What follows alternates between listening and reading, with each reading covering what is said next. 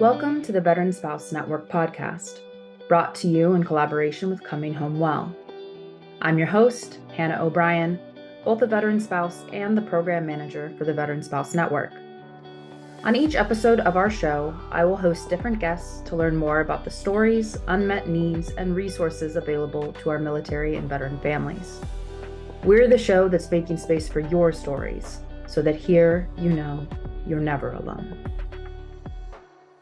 Welcome back to the Veteran Spouse Network podcast. I'm very excited to welcome a veteran spouse and author to join us this month to share her journey as a military spouse navigating multiple moves and raising children, and how she ultimately found her passion as a writer. We've talked a lot on our podcast about the veteran spouse experience, but the military spouse experience is equally unique and brings with it a whole other set of challenges for spouses and families to navigate. We hear all too often from active duty spouses and those who have recently transitioned how the unpredictability of military life can have an impact on the spouse's education, career, and so much more. So with that, Pam, I would love to have you introduce yourself and tell us a bit more about you and your family. Thank you. Thank you for having me. My name is Pam. Pamela Kyel is my pseudonym. I have been a military spouse. Let me see, how long was he in? 20? He retired 30 years, but I wasn't with him all those 30 years. And so he retired last April, not this past April, but the April before. And so we were retired from the Air Force. Have two daughters. My oldest is a sophomore at Wisconsin Whitewater. My youngest is in 5th grade at the local elementary school here. We moved to Wisconsin from Colorado. We've been everywhere from Montana to Italy to every place in between you can possibly imagine. My oldest graduated in Colorado, and bless her heart, she had done 9 different schools in her 12 years, which is not outside the norm. But when you're in a off-base school, the kids around you are just like, what? So yeah, that was kind of, yeah. We got married in 1998. So I was a military spouse for most of that. He was in the Guard and Reserves to get through undergrad and graduate school. He's in the Air Force, like I said, and now he works at a local place. I'm not going to say. Awesome. Well, I mean, we hear so much, right? Everyone says like, oh, the biggest thing with military spouses is employment, employment, employment. We know that's only a piece of it. But since we are kind of finding or talking about how ultimately you got to a place of employment, passion, whatever we want to call it, I'd love to hear a little bit more just about your employment journey and how that was impacted as you were living the military spouse life. Okay. I tried to get GS jobs. I got my master's degree in international relations while we were at Malmstrom in Montana, thinking that this would be the huge step. It would help me progress and help me get something on base with getting a GS job. No, it didn't. We moved from there to Italy, and if you know about especially Italy, they have the SOFA agreement where it's going to be a lot of it is going to be local jobs, and for the Italians and people like that. So a lot of even your secretaries and stuff like that will be like the locals. It'll be Italians. My husband, his department, their secretary was Italian. And so that made it even more difficult. And I was like, they didn't tell me that. So I didn't work while we were in Italy. And we had, our daughter was in elementary school at the time. So I was able to devote time to doing stuff with her and with her class. And we traveled and we did all that other stuff while we were there. So I got my master's degree and I didn't use it. And then we came back from Italy and we were in Texas for a year. And that's when I had my second daughter. And wasn't in any place to use it then either. So then from there, we moved to California. And I was able to, after a couple years, was able to get her into the CDC, the Child Development Center on base. And so I started looking again. I worked at a coffee shop. What else did I do? I applied for positions off base. There was a vet I had worked at a vet years ago. And so there was one in the local community that I applied to. Well, that didn't work because they changed their job description halfway through and they're like, okay, we're looking for something else instead. So Right. that one didn't work. Yeah. So it's just been one thing after the other that's just like you're accumulating all of this experience. And then at one point, I think I even was going to try to do the civil service exam to become like, I forget what you use it for exactly, for the State Department or something like that. And so I think I did I do the test online just to try and see it, and it was so bad because it had been so long since I had done my degree, that it was really this huge disconnect, and it just didn't work. So it's just been one thing after the other that just has made it extremely difficult and not able to congruently stick with finding something. Yeah. So yeah. How, I'm curious, I mean, difficult, you said, but like, how does that impact you as you're like, trying to take care of your kids, have your own life, your husband has his career. Like, how does that impact you when this part of your life is just like not landing in the way that you imagined it would? Yeah, it was difficult because I had worked before he went back to active duty. When he was in his graduate program, I worked. And then I worked at the vet's office for a while as well. And then I had my daughter, my oldest. And so I was at home, and I was okay being at home for a while, but you reach a point where just like, okay, I want to do something for me, and I want to have something outside of this. And I reached that point at several different places at several different times, but the timing just never seemed to be right. So it was, I don't want to say unsettling, but disheartening, just to be ready in your mind and in your heart, and then just nothing happened. Yeah. So, Yeah. Um, and so, I mentioned, at least in this like professional side of the military veteran spouse community, like we always hear there's this like focus on military spouse employment, like that will solve all problems. And obviously that is a huge factor.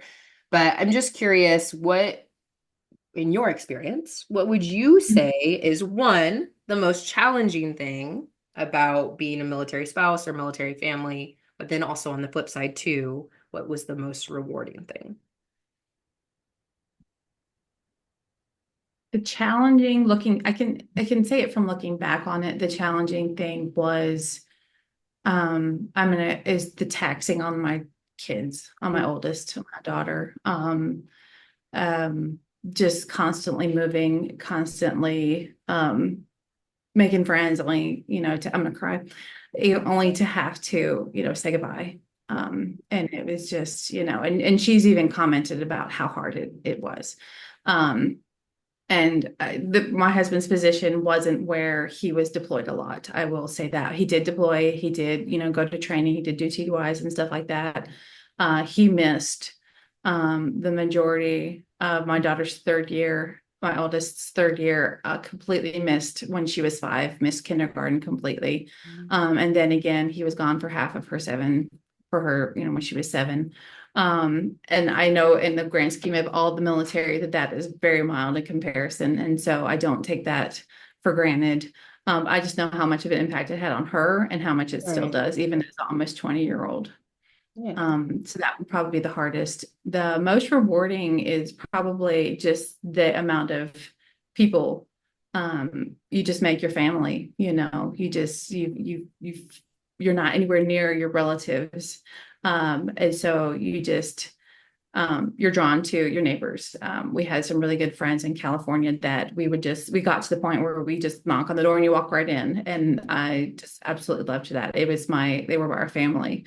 And so becoming what I am doing now with writing, it's nice to be able to be like, hey, I'm doing this if you want to read it. Yeah, yeah. You have this huge Stuff network. like that. Yeah. Yeah. Yeah. Yeah. So that would probably be the biggest, is just the breadth of people that we know and just they still stay in communication with. So yeah. Which we love to hear. Yeah, those social connections are huge. So, okay, Yeah. you mentioned writing. So that's what you're doing now. That's what, we want to spend some time talking about. So I'm curious, kind of what drew you to writing? Was that something you always enjoyed? Came kind of as a surprise? What was that arrival like? I had written like poems and stuff back in high school. That was a long time ago.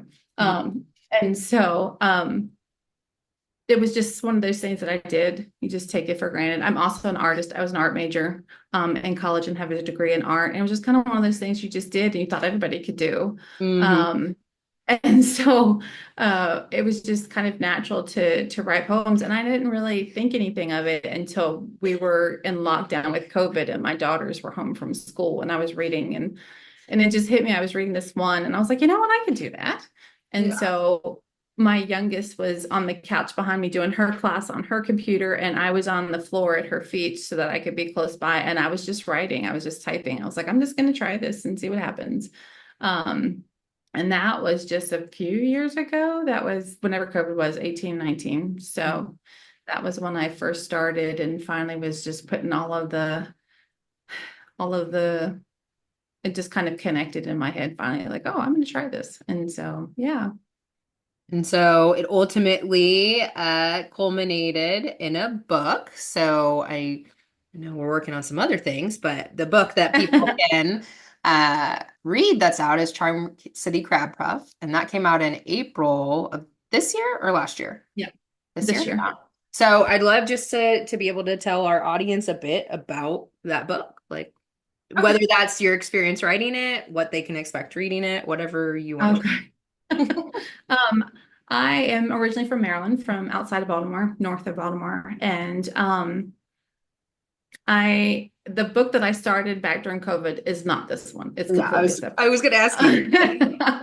It's I did that one and I was like, okay, what do you do what do you do now that you've written a book? Mhm. And so completely clueless. They're like, oh, you take it to agents to see if anybody Mhm. wants to represent you. I had close to 60 or 80 no's. And I was like, oh, maybe this isn't, as easy as I thought it was going to be. So that one is at the bottom of my computer, never sees the light of day. And so, but I started this second one, this first one to be published. I started that one, and I don't know if it was in Colorado or at the end of when we were in Illinois. And it just felt differently. It clicked into place easier. It is about a girl who is in the Air Force. She's Air Force OSI. And they always say, write what you know. And so I was like, okay, what do I know? I know Maryland because that's where I grew up. And then I know Air Force stuff. And whatever I don't know, there were people around me that, and like I said, with the friends that we made, that I could always ask. Yeah. And so I sent out a list for somebody that we knew who was an OSI agent. And she was very helpful and very sweet and wrote me back and answered my questions. And so that was the beginning of how I got Lacey and the character that I have. And it is military. It is her job. And they work with the police. It's one thing I learned is that OSI works hand in hand with the local police. And so that she's working with the police in the book. It is a humorous one. So it's not drama. It's not, suspense, anything. It's humorous because I like to laugh and that's the kind of stuff I like to read. So when they said, write what you write, I wrote humor and I wrote about the military and I wrote about Baltimore. So that's how I ended up with her. Yeah. So I'm curious, like, how much of you're talking about, you reached out to that individual you knew in OSI, but like how much of your own personal experience as a Air Force spouse, if any, like made it into that or influenced how you wrote it? It did because like the house that she's in is very much based off of one of the houses we lived in on base. There is like she has animals, and one of them was one of the I named after one of our cats. The Some of the names and stuff are from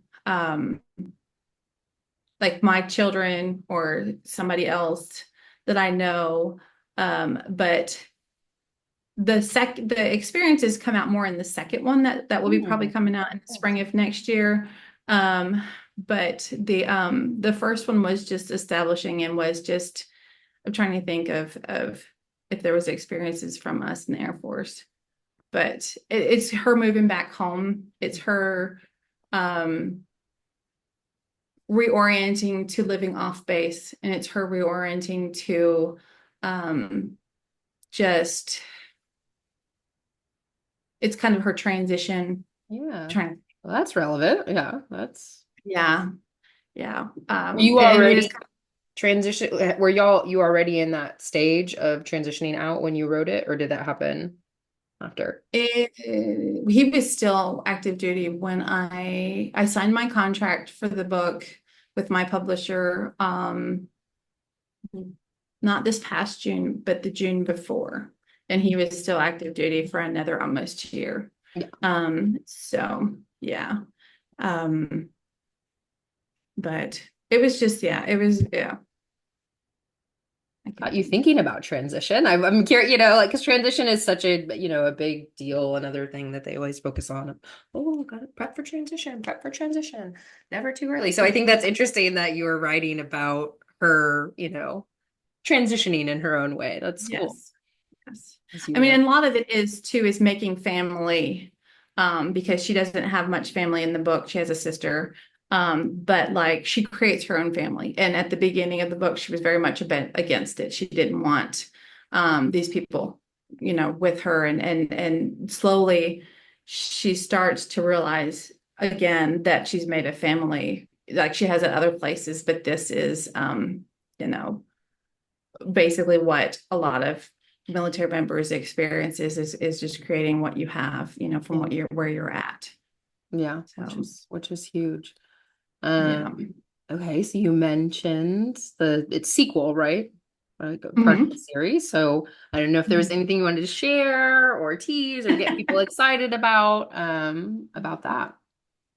The second one is going to be, it's called Charm City Spouses Club. Oh, okay. Yeah. It is more of that. I say it's based on my experience, but I really had a good experience for the most part with the spouses. I was not like in spouses clubs or anything like that, really.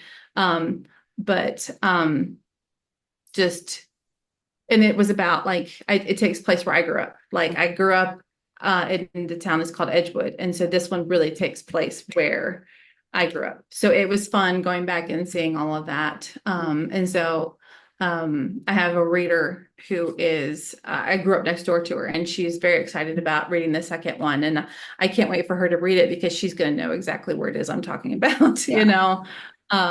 So that's what the second one is about. You just have to, it's different than the first one. And in some ways I like it better than the first one, but in some ways I still like the first one because it's always the first. The first, yeah. Yeah. Yeah. Yeah. I just thought of another question, like thinking through, okay, we kind of talked through, you know, how you arrived at writing and then what became of that. I'm curious, like, how does it feel to have like found your thing? Like, you know, the thing that, you know, fills you up and that's working for you, that makes you happy. Like, how does that feel?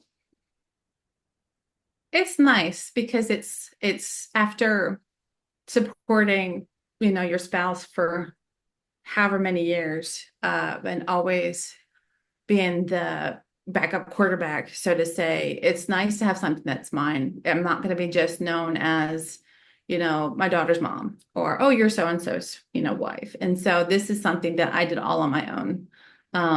I didn't even tell my husband that I was doing it when I first started. He just kind of came up on it and he's like, what are you doing? And so Yeah.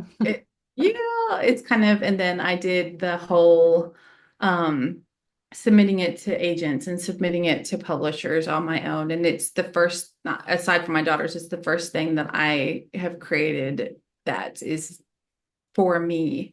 Yeah. And it's just, I'm very super, you kind of, they talk about what, I forget what the phrase is about, you can't believe this is happening. And there's times I can't believe it's happening, that I have something out in the world that I did, and nobody else helped me. I shouldn't say nobody else helped me because I've had a lot of help and support, but like the ideas and the writing and all this stuff is something I did all on my own.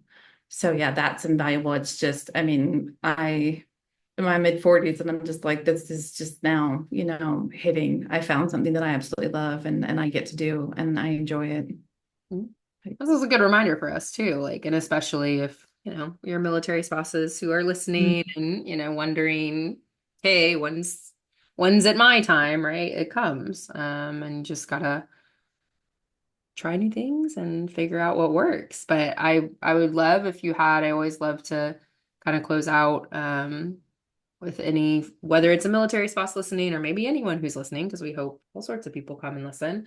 Any on the journey that you've been on, anything that kind of stuck with you that you think could benefit others in terms of like a piece of wisdom or advice, especially if anyone's maybe feeling a little lost on their journey of finding their thing. And the thing that comes to my mind is just don't give up. Just, I never would have, 4 or 5 years ago, I never would have thought that this is something I was doing, that this is what I get to do. And yeah, never in a million years would have thought that I thought I would be a secretary somewhere or no, not slamming secretaries, Yeah. but that's just where I thought I could find, I didn't think that I could find something that's fulfilling and that I love, and I get to do it. So just don't give up. Just keep trying different things. Yeah. I mean, that's good advice for whatever journey we're on, right? To Yeah. remember. And then I also want to make sure we tell people where they can learn more about you, where they can find the book. Mhm. So please plug away with all that great info. Okay.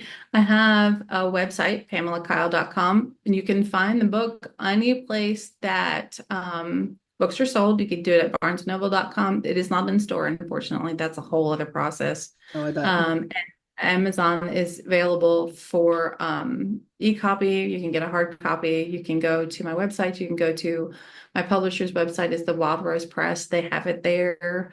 I'm on TikTok, I'm on Facebook, I'm on all of the social media that you could possibly think of. I just started a YouTube channel that I'm trying to put stuff into, trying to figure out how this stuff works. So yeah, I'm my So own lots of marketer. places. Yeah. Oh gosh. Yeah. Yes. I know. Yeah. Yeah, There's that whole side of it. There's the writing piece, Yeah. and there's Yeah. that whole side, which is, a whole other skill set. It is. Yeah, it is. Well, amazing. Please go check out the book and look forward to the next one. We say maybe spring. Yeah, it should be Really in the cool. spring. Exciting. Well, congratulations on that as well. I really appreciate you joining us and kind of sharing your story because I think, that journey is one a lot of spouses face and they might not see that end for them, just like you were saying, you kind of didn't either. So I love hearing your story and being able to share that with others um who might be. It's not your typical journey either, because you don't really see a lot of military spouses who become authors. Mhm. I mean, that's been my experience. Yeah, So it's you just would like know. there's definitely space for us out there. Right. So And a way to share your voice in whatever way that, resonates with you mm, too, which we should share more of our voices. yeah. Well, thank you so much. I'm really grateful and listeners, I hope, you got something out of this and you go check out the books, soon to be books. And I'll make sure like where we post this and stuff, I'll post those links and stuff. So if you're listening and you're like, I didn't get that, check whatever you're looking on or go to our YouTube page and I'll have some links for you guys there as well. But thanks so much for listening. And thank you, Pam, for being willing to come on and share. And we will see you next month. Thanks again for joining us on the Veteran Spouse Network podcast, brought to you in collaboration with Coming Home Well. We thank you for listening today and hope today's session left you feeling a little more connected or gave you some insight into the experiences of our military and veteran families. Don't forget to check us out at veteranspousenetwork.org to learn more about how our military and veteran families can receive the support they deserve.